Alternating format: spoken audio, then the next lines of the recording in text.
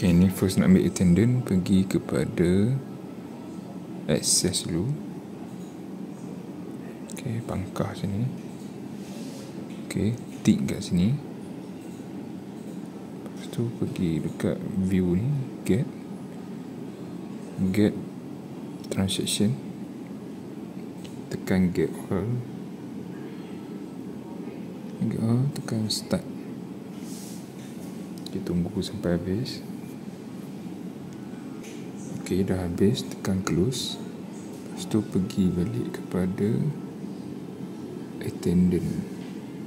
Lepas tu pergi kepada dia tu pergi kepada transaction kan. Lepas tu pergi kepada synchronize, tekan synchronize.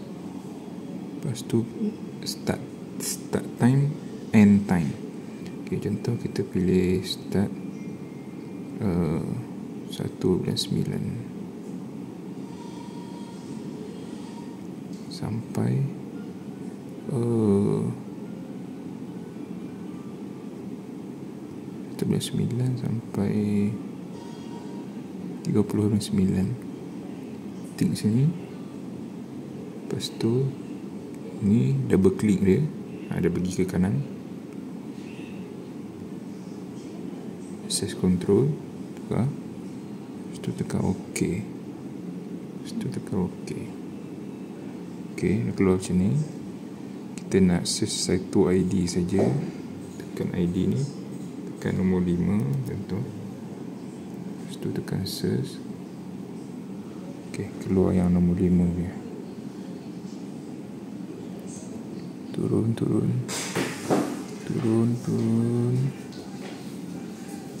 Ada page lain bawah ni. Tak ada. Turun lagi. 14.10. Ini 13.10. Sini pun boleh tukar juga ni. From bila? Kita ambil 9. Okay, 9 sampai 23.10. Personal ID 5. Search.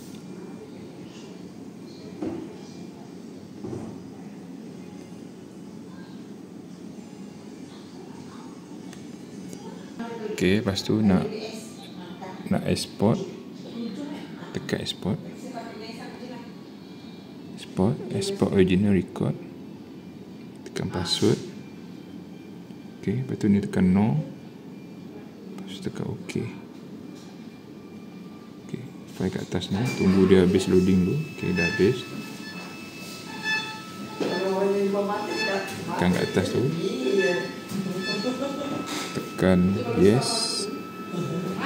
Ni keluar transaction dia. Yes. Transaction dia.